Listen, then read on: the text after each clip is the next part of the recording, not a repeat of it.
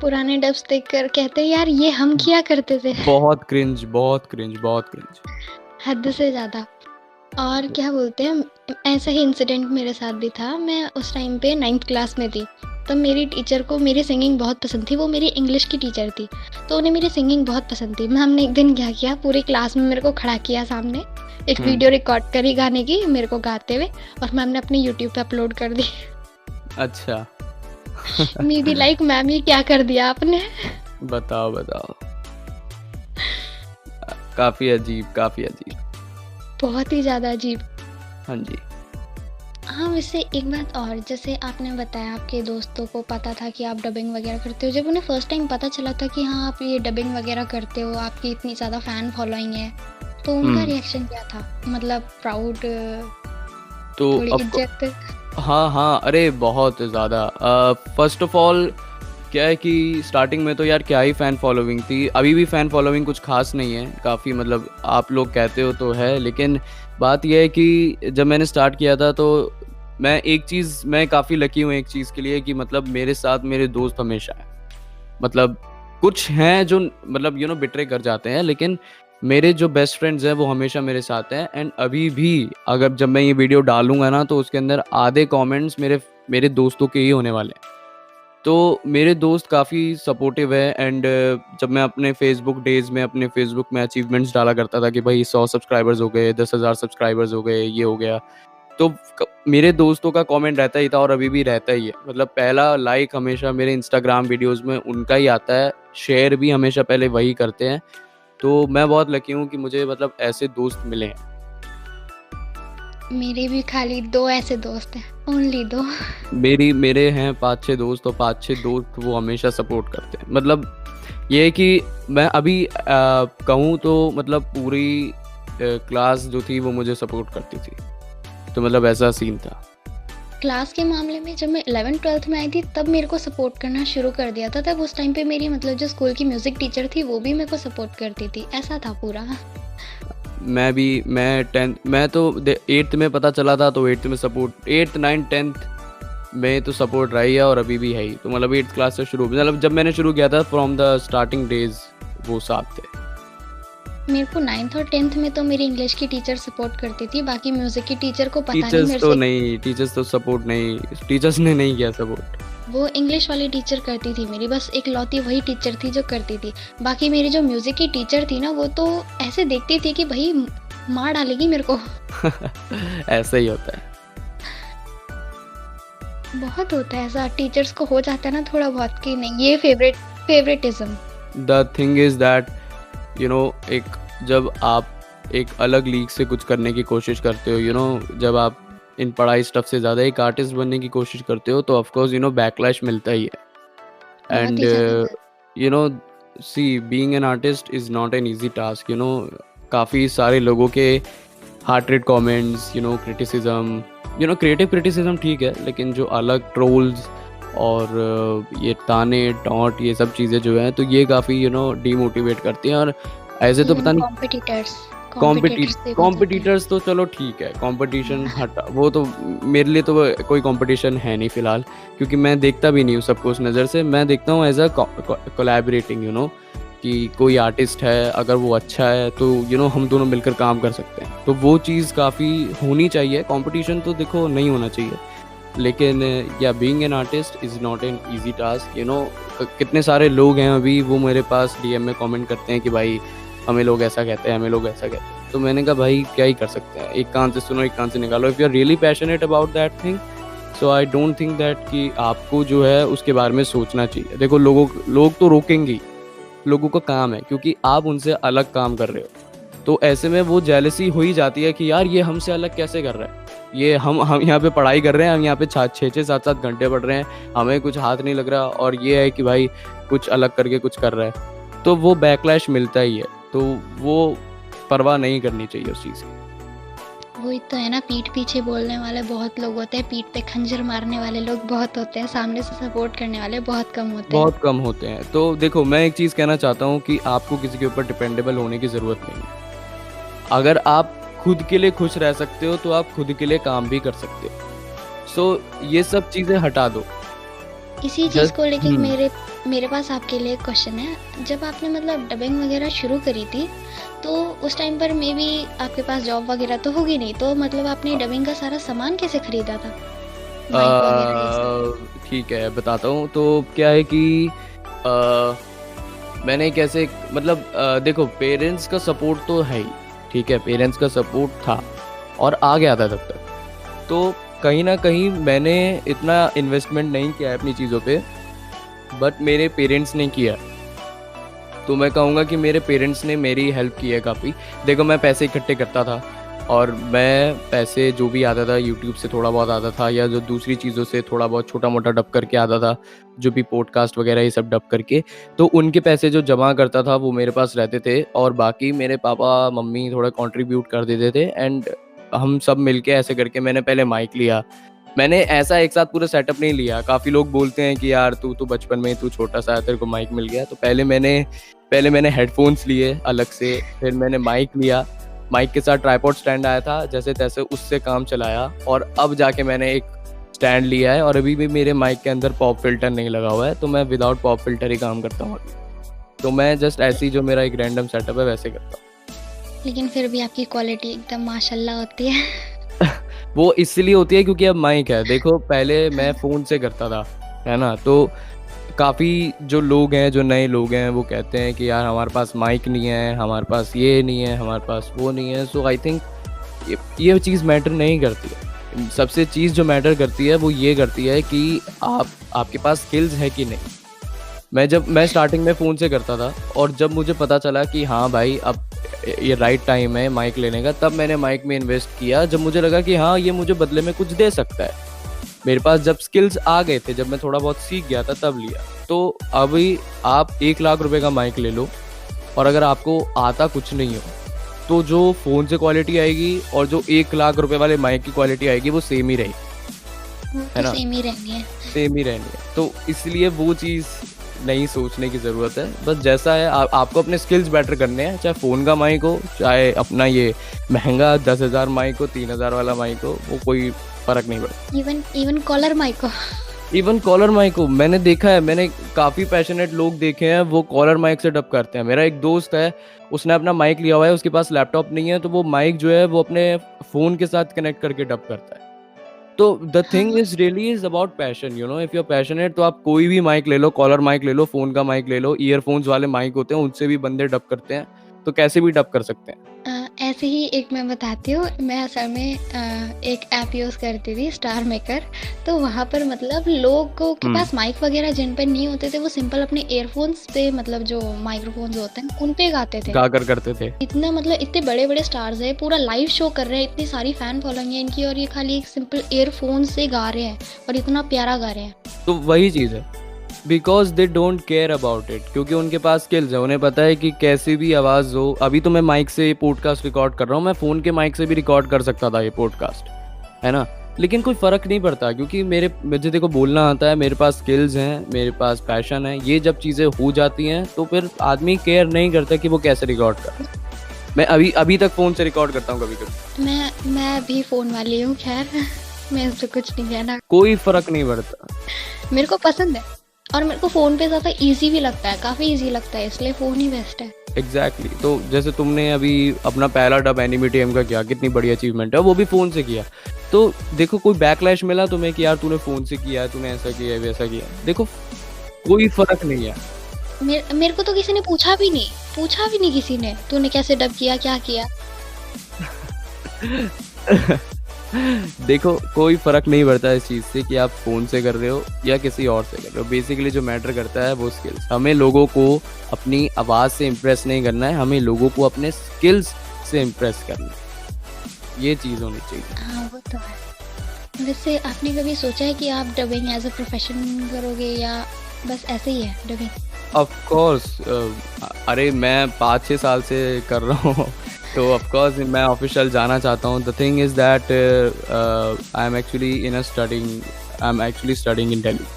सो मैं अभी स्टडीज़ बीच में छोड़ के मुंबई नहीं जा सकता। तो मेरी अभी फाइनली 12th क्लास चल रही है, एंड अगर ये कंप्लीट हो जाती है तो उसके बाद मैं जो है वो बाहर मतलब मुंबई जाके ऑफ कोर्स ऑफिशियल ट्राई करना ज़रूर चाहूँगा एंड करना ही है, क्योंकि I see myself as a professional voice artist. अच्छा, वैसे एक बात और है, दिल्ली में भी तो इतने सारे स्टूडियोज़ हैं, आप वहाँ क्यों नहीं ट्राई करते? See the thing is that you know Delhi में ना बात यह है कि मैं ऐसा देख रहा हूँ कि देखो, अगर मुझे पैसा ही कमाना होता तो ऑफ कोर्स मैं दिल्ली में कर लेता, लेकिन I am looking for a good thing like in Mumbai में देखो नेटफ्लिक्स की सीरीज डब होती है एंड देखो घर पे रिकॉर्ड करना है, पॉडकास्ट रिकॉर्ड करना है या कोई वॉइस ओवर रिकॉर्ड करना है, वो तो मैं घर से भी कर सकता हूँ ना।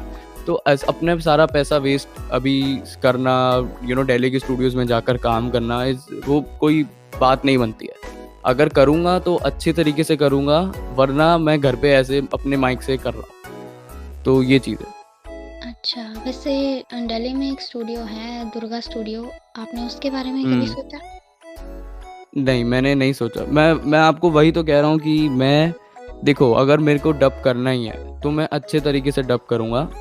मैं कोई ऐसा डायरेक्ट स्टूडियो नहीं जाना चाहता दिल्ली में, या मतलब कैसे में, समझ रहे हो आप? मतलब जैसे देखो, हाँ, वो मैं समझ रही हूँ। मैं मुंबई जाऊँगा विद अ पर्पस दैट मुझे मुंबई में जाना है, मुझे वहाँ पे ऑफिशियल काम करना है, वहाँ पे मुझे स्ट्रगल करना है, वहाँ पे मुझे पैसा भी बचाना है, मुझे अपना सारा मतलब जो करना है वो करना है। तो वो एक एक्सपीरियंस रहेगा और एक सीखने को मिलेगा वहाँ ज़्यादा।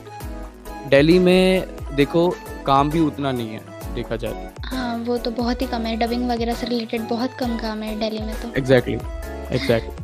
और जैसे मुंबई में इतने सारे स्टूडियोज़ हैं, कौन से स्टूडियो में काम करना पसंद करोगे आप? I think of course the number 1 studio sound and vision है, प्राइम फोकस है, गोल्ड माइंस है, आई थिंक ब्लू वेल है, और भी इतने सारे स्टूडियोज़ हैं। तो मेरी पहली प्रायोरिटी तो I think sound and vision ही रहेगी। बाकी देखते हैं वो किस्मत में क्या है बेसिकली। वो तो किस्मत के ऊपर ही खेल है। बिल्कुल। वैसे आपके कोई फेवरेट फीमेल वॉइस आर्टिस्ट? बहुत सारे हैं वैसे तो। सोनल मैम हैं, समृद्धि शुक्ला मैम है, नेशमा मैम है, और मतलब बहुत सारे हैं यार वैसे तो। पर यार हर आर्टिस्ट अपनी तरीके से अच्छा है, बट मेरी जिनसे ज़्यादा बात हुई है वो ये सोनल मैम से और समृद्धि मैम से। तो समृद्धि मैम काफ़ी डाउन टू अर्थ लगती हैं मुझे, तो I think she would be. अच्छा, और फैन डबिंग में कौन सी अच्छी लगती है फीमेल डबर्स? फैन डबिंग में बहुत सारे आर्टिस्ट हैं। एक है मोहिता नमजोशी मैम, जो एनिमी टीएम के लिए भी डब करती हैं। वो बहुत अच्छी आर्टिस्ट हैं और वो बहुत ही अच्छे तरीके से काम करती हैं और मतलब काफ़ी डाउन टू अर्थ हैं। एक ग्रीष्मा भालेराव है मैम, और एक है वानी। सो ये कुछ हैं, एक रेशम भी है। तो मतलब काफ़ी सारे आर्टिस्ट हैं वैसे तो, लेकिन हाँ ये कुछ आर्टिस्ट हैं जो काफ़ी अच्छे हैं फैन डबिंग में। अच्छा, वैसे आपने इतने सारी फीमेल वॉइसेस, इतनी अच्छी अच्छी पॉपुलर फीमेल वॉइसेस के साथ काम किया है, आपको कैसा लगा उनके साथ काम करके? काम तो क्या ही करके, पर हाँ अच्छा लगता है। जैसे मोहिता मैम है, वो उनके यूट्यूब पे काफ़ी सारे सब्सक्राइबर्स हैं। जब वो मतलब आपके रिप्लाई का आप मैसेज करते हो और वो रिप्लाई करते हैं और वो आपका काम करते हैं, तो ऑफ कोर्स अच्छा लगता ही है। तो हाँ मुझे अच्छा लगता है। द थिंग इज़ दी, वो लोग कोप अप करते हैं बहुत अच्छे तरीके से, वो काफ़ी अच्छी चीज़ लगती है। हाँ, वो बात तो है। वैसे आपको किस एज के कैरेक्टर्स को डब करना पसंद है? छोटे, यंग में हो गए, टीनेज या ओल्ड, किस टाइप के? टीनेज कैरेक्टर ज़्यादा पसंद है डब करना, क्योंकि एक तो मेरी आवाज़ ही टीनेज के लिए है, ऊपर से मैं उनसे रिलेट कर सकता हूँ, तो टीनेज एक ऑप्शन रहता ही है। क्योंकि डबिंग में आप मतलब एज स्किप करके नहीं कर सकते हैं, तो मतलब जिस एज में हैं उसी कैटेगरी के आपको रोल्स मिलते हैं और उसी रोल में आपको प्रैक्टिस होनी चाहिए। तो आई थिंक टीनेज। लेकिन अगर बाय चांस ऐसा होगा नहीं, वैसे पॉसिबिलिटी नहीं है, मैच्योर कैरेक्टर के लिए कोई है नहीं और आपको दे दिया गया रोल, तब तो कर लेंगे, मैच्योर कर लेंगे। देखो कैरेक्टर तो कैसा भी हो, लाइक जोकर वाला कैरेक्टर हो, मैं तो एक आर्टिस्ट हूँ और मेरा काम है कि मतलब जो भी मुझे दिया जाए वो अच्छे तरीके से करना। तो अगर मैच्योर है तो मैं अपनी पूरी कोशिश करूँगा कि उसको मैच करने की, परफॉर्मेंस मैच करने की, जितना मैंने सीखा है अपना बेस्ट देने की बेसिकली, तो मैं पूरी कोशिश करूँगा। आपने कभी किसी ओल्ड कैरेक्टर को ट्राई किया है? हाँ, मैंने ट्राई किया है और एनिमी की मूवी थी ग्रेव ऑफ द फायरफ्लाइज़, उसके अंदर एक ओल्ड मैन होता है, मैंने उसके अंदर अपनी आवाज़ दी है। बुड्ढा रोल होता है, मतलब काफ़ी ओल्ड एज होता है, तो उसी के लिए दी है। अच्छा, काफ़ी अच्छी बात है, यानी आप हर एक कैरेक्टर कर सकते हो डब। हाँ, मतलब आदत हो चुकी है, मतलब काफ़ी कैरेक्टर्स करने की। मैं बहुत सालों से कर रहा हूँ, तो मतलब ऑलमोस्ट हर टाइप का कैरेक्टर मैं प्ले कर चुका हूँ। आपको डबिंग में किस टाइप की डबिंग पसंद है? मतलब फ़नी डब हो गई, सीरियस डब हो गई, रोमांटिक हो गई? एक तो रोमांटिक जॉनर तो है ही, और साथ ही आई थिंक सीरियस या साइको टाइप, साइकोपैथ। जहाँ मतलब चीखना चिल्लाना हो, प्ले करने का मौका मिले, जहाँ एग्रेशन बाहर आए, गुस्सा बाहर आए, साइकोपैथ वो मुझे काफ़ी अच्छा हाँ, लगता है। साइको साइकोपैथ हाँ, बेसिकली जहाँ मतलब मैं कब थक चुका हूँ यार एक ही चीज़ कर करके, कि वही स्पाइडरमैन, वही बैटमैन, वही सुपरमैन, वो सब चीज़ें करके थक चुका हूँ। तो मैं चाहता हूँ कि मतलब अगर मैं डब करूँ तो कुछ यूनिक सीन हो, जहाँ पे एक्चुअली प्ले करने का मौका मिले, तो वो मेरे को रहता है। अभी अगर आप मुझे इंस्टा पे फॉलो करते हो, तो मैंने एक लेटेस्ट वीडियो डब किया है, उसके अंदर जो वीडियो है वो पूरा वैसा ही है, साइको टाइप ही है, चीखना चिल्लाना, रोना पीटना, सब सब है। वाह! ये तो काफ़ी अच्छी बात है। वैसे आपने कभी ये सोचा, जैसे आपने मोस्टली यही सब डब किया होगा, एनिमे हो गया, हॉलीवुड मूवीज़ हो गई, ठीक है, कुछ साउथ की मूवीज़ हो गई, इनको डब किया होगा। कभी सोचा और कहीं की मूवीज़ डब करी जाए, जैसे चाइनीज़ हो गई, फिर कोरियन हो गई? कोरियन ड्रामा हो गया। नहीं, कोरियन ड्रामा नहीं, कोरियन मूवीज़। ड्रामा तो बहुत लोग डब अच्छा, करते हैं। इन इन द मूवीज टाइप। हुँ। देखो, मैं सच में ना इतना, देखो अगर ऑफिशियल आता है तो ऑफिशियल तो मैं कैसे भी कर सकता हूँ, चाहे साउथ हो, चाहे कोरियन हो, या कैसा भी हो, कन्नड़ा हो, चाहे कैसा भी हो। लेकिन जहाँ तक मेरी बात है, तो देखो मैं ना तो कोरियन मूवीज़ देखता हूँ, एनिमे तो मैं करता ही हूँ।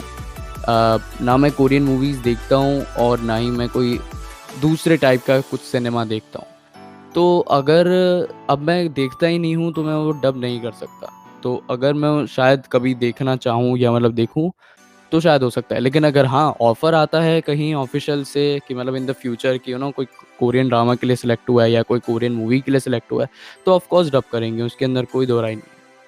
अच्छा, वैसे आपने कभी सोचा कि हिंदी के अलावा और आप और किसी भाषा में उस चीज़ को डब करो?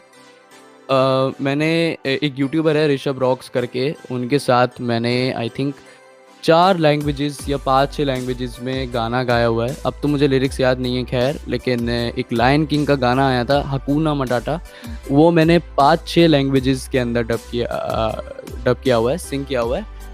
एक I think Marathi, Tamil, Telugu, Kannada, and बहुत सारी लैंग्वेजेज़ के अंदर मैंने उसको किया हुआ है। अच्छा, वैसे एक बात आपको थोड़ा-सा सुना सकते हो हिंदी में? मेरे को बिल्कुल याद नहीं है, अगर मेरे को याद होता तो मैं बिल्कुल करता, मुझे बिल्कुल याद नहीं है। मैंने वो 3 साल पहले किया हुआ है, अरे, अरे! तो इसलिए काफ़ी मुझे याद काफ़ी नहीं है। पुराना है फिर तो। बहुत बहुत टाइम हो गया ऑफ कोर्स। वैसे आप सिर्फ रैप सॉन्ग्स गाते हो या सिंपल ये लोफी वगैरह? अ, जो मेरा लेटेस्ट रैप सॉन्ग था वो लो-फाई हिप हॉप ही था, तो मैं अच्छा, देखो लिखता तो रैप सॉन्ग्स ही हूँ, मैं गाता तो नहीं हूँ, क्योंकि मेरी आवाज़ इतनी सुरीली नहीं है। तो मैं लिखता ही हूँ सिर्फ़, मैं रैप ही करता हूँ। अच्छा, वैसे आपने कभी ये Hindi Indian songs, Hindi songs जो हैं उन्हें ट्राई किया है गाने का? ऐसे ही मज़े-मज़े में? मैं सुनता तो हूँ, हाँ, अब ये मज़े-मज़े में तो गाते ही हैं, लेकिन हाँ, मतलब देखो मैं इंडियन गाने सुनता हूँ, ऑफ़ कोर्स सुनता हूँ, मैं काफ़ी पुराने-पुराने सुनता हूँ, जो कि 20s के गाने हैं, जैसे कि जो मैं केके के गाने हो गए, सोनू निगम जी के गाने हो गए, तो मतलब ये गाने तो सुनता ही हूँ। ऑफ़ कोर्स गाता भी हूँ, लेकिन मैं कोई ऐसा प्रोफ़ेशनल सिंगर नहीं हूँ। हाँ, वो हम समझ सकते हैं।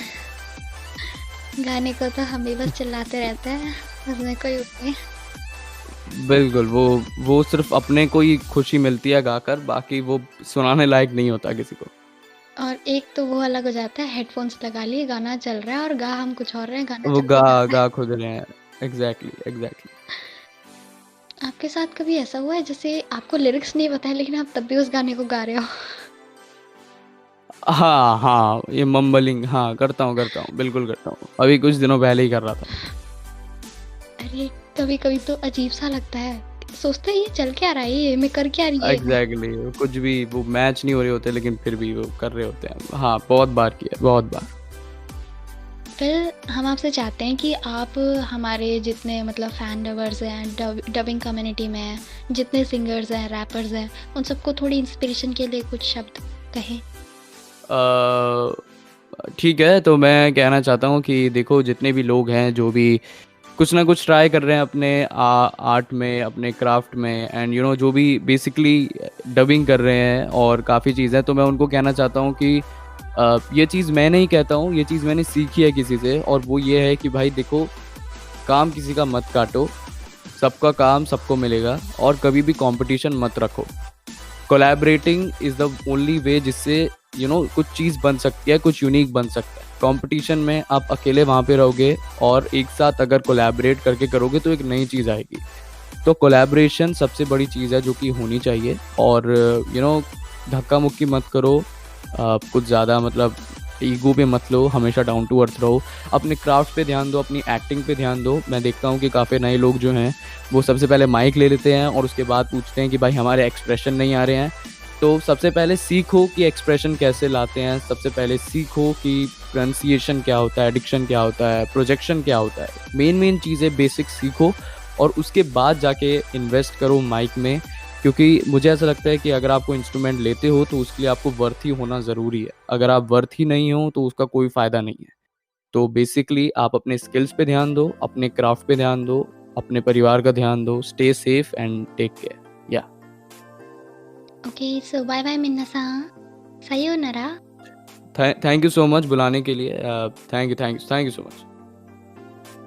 Our pleasure sir.